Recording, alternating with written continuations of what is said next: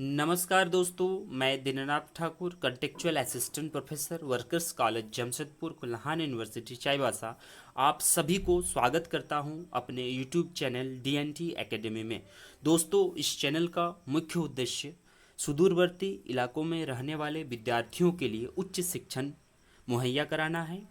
साथ ही साथ दोस्तों, आप सभी के लिए मैंने डिस्क्रिप्शन बॉक्स पर टेलीग्राम और व्हाट्सएप का लिंक दिया हुआ है। उस लिंक के सहारे आप लोग ग्रुप में जुड़ सकते हैं और इस वीडियो से संबंधित पीडीएफ भी पा सकते हैं। दोस्तों, आज का जो हमारा विषय है वो यूजीसी नेट के पेपर 1 से संबंधित है, जिसमें टीचिंग एप्टीट्यूड के मॉड्यूल 4 से हमारा ऑनलाइन शिक्षण से संबंधित है। उसी ऑनलाइन शिक्षण के अंतर्गत आज मैं आप लोगों को स्वयं से संबंधित जानकारी हासिल करवाऊंगा। दोस्तों, यह एक ऐसा विषय है जिसमें प्रीवियस ईयर में भी यूजीसी नेट प्रश्न पूछते रही है और आशा करते हैं कि आने वाले समय में भी इस टॉपिक से संबंधित प्रश्न बनेंगे जिसको आप लोग आसानी से हल कर सकेंगे। दोस्तों, इस स्वयं के बारे में हम लोग विस्तृत वर्णन करेंगे और जिसमें मूल छोटी छोटी बिंदुओं की व्याख्या आवश्यक हो जाती है और उन्हीं छोटी छोटी बिंदुओं को लेकर यूजीसी प्रश्न पूछती है और विशेषकर तो मूल कॉन्सेप्ट को ध्यान में रखकर यूजीसी प्रश्न पूछती है। तो चलिए शुरू करते हैं। आज का जो बहुत ही महत्वपूर्ण और चर्चित विषय हमारा है स्वयं, जो फ्री ऑनलाइन एजुकेशन से संबंधित है और जो भारत सरकार द्वारा संचालित पोर्टल है, ऑनलाइन पोर्टल है। तो चलिए देखते हैं कि स्वयं किस प्रकार की पोर्टल है, किस प्रकार वह शिक्षण में अपनी अभिक्षमता को दर्शाती है और आने वाले समय में कैसे इसमें प्रश्न बनेंगे। चलिए शुरू करते हैं। सर्वप्रथम, स्वयं एक फ्री ऑनलाइन एजुकेशन है। इसका मोटो शिक्षित भारत और उन्नत भारत है। इस शिक्षित भारत और उन्नत भारत की जो स्वयं की मोटो है, इससे भी प्रश्न पूछी गई है और आने वाले समय में भी प्रश्न बनेंगे। तो इसको बहुत ही ध्यान से देखना है, इनके मोटो को, कि हमारा जो फ्री ऑनलाइन एजुकेशन स्वयं है तो किस प्रकार की मोटो को लेकर भारत सरकार ने इसे जागृत किया है। स्वयं का फुल फॉर्म होता है study webs of active learning young inspiring minds. अगर हिंदी में इसका बात करें तो हिंदी में युवा आकांक्षी मन के लिए सक्रिय शिक्षण वेब अध्ययन है।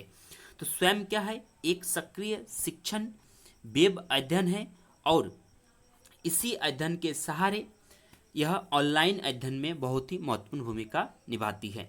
स्वयं विशेषकर मैसिव ओपन ऑनलाइन कोर्स के द्वारा ही संचालित होती है, जिसे हम लोग मूक भी कहते हैं। यह पोर्टल, स्वयं जो पोर्टल है, यह भारत सरकार की पोर्टल है। इसे स्वयं पोर्टल को भारत सरकार के MHRD यानी कि मानव संसाधन विकास मंत्रालय, ministry of human resource development और अखिल भारतीय तकनीकी शिक्षा परिषद, all India council for technical education यानी AICTE द्वारा माइक्रोसॉफ्ट की मदद से तैयार किया गया एक ऑनलाइन एजुकेशन पोर्टल है। स्वयं ऑनलाइन एजुकेशन पोर्टल की घोषणा 1 फरवरी 2017 को आम बजट में भारत सरकार द्वारा पेश की गई थी। यहाँ पे ध्यान दीजिएगा कि सर्वप्रथम जो इसकी घोषणा 1 फरवरी 2017 को आम बजट जब भारत का पेश हुआ था, उसी समय इस स्वयं ऑनलाइन एजुकेशन पोर्टल के बारे में सबसे पहले घोषणा हुई थी। तो यहाँ से भी प्रश्न, बिंदुवार प्रश्न बन रहे हैं। आगे हमारा है कि 9 जुलाई 2017 को तत्कालीन राष्ट्रपति यानी कि 2017 के समय जो राष्ट्रपति हुआ करते थे, माननीय प्रणब मुखर्जी द्वारा लॉन्च किया गया।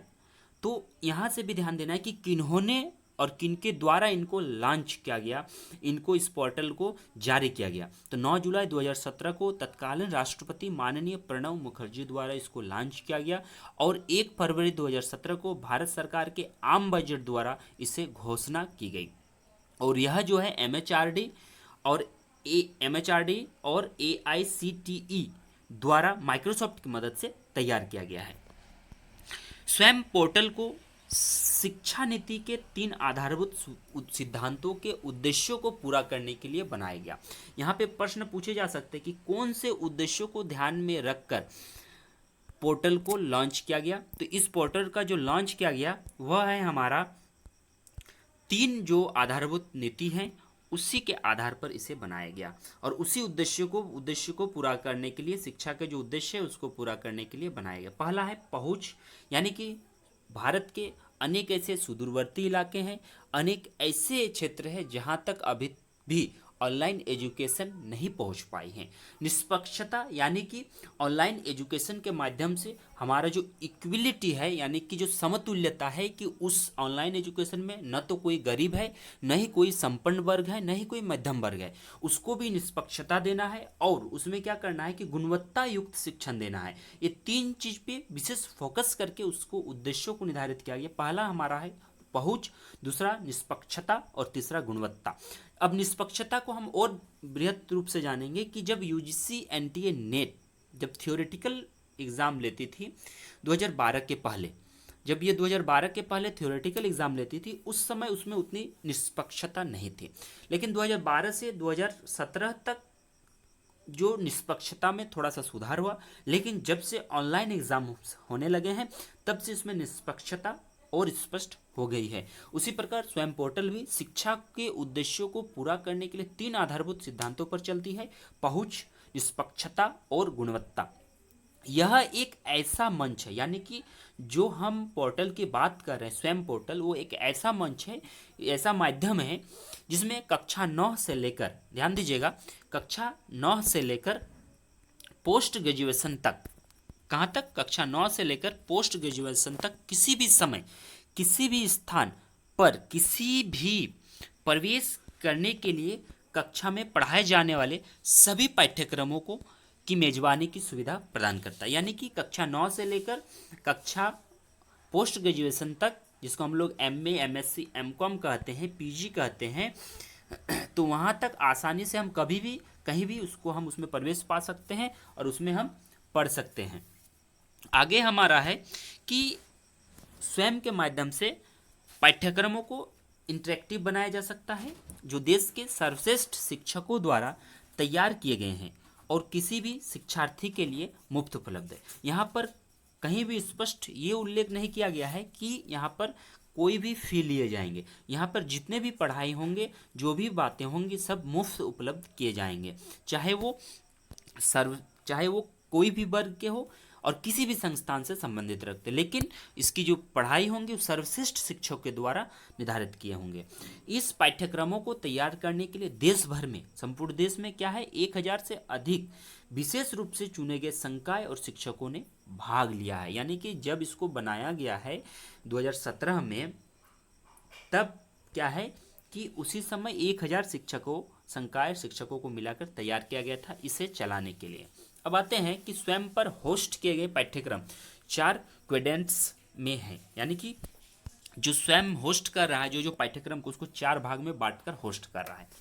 जैसे कि पहला है आपको वीडियो लेक्चर मिलेंगे, दूसरा है कि विशेष रूप से तैयार की गई पठन सामग्री जिसे डाउनलोड और प्रिंट किया जा सकता है। यानी कि हम वीडियो लेक्चर भी सुन सकते हैं, हम उसे डाउनलोड भी कर सकते हैं, उसे प्रिंट भी ले सकते हैं। साथ ही साथ प्रशिक्षण और क्विज के माध्यम से क्या कर सकते हैं, हम स्व मूल्यांकन प्रशिक्षण कर सकते हैं। यानी कि हम जो भी पढ़ रहे हैं ऑनलाइन, उसको हम उसी के स्वयं पोर्टल के माध्यम से क्विज ले सकते हैं और उसको हम ट्रेनिंग दे सकते हैं, और जिससे हमारा सेल्फ इवैल्यूएशन हो और हमको खुद ब खुद ये पता चले कि हम कितना पढ़ पा रहे हैं, सीख पा रहे हैं। इसी के लिए इसमें स्व मूल्यांकन अर्थात सेल्फ इवैल्यूएशन का व्यवस्था भी किया गया है। तो यहाँ से भी आप लोगों को प्रश्न आता है कि सेल्फ इवैल्यूएशन कौन से पोर्टल द्वारा निर्धारित है, तो स्वयं द्वारा।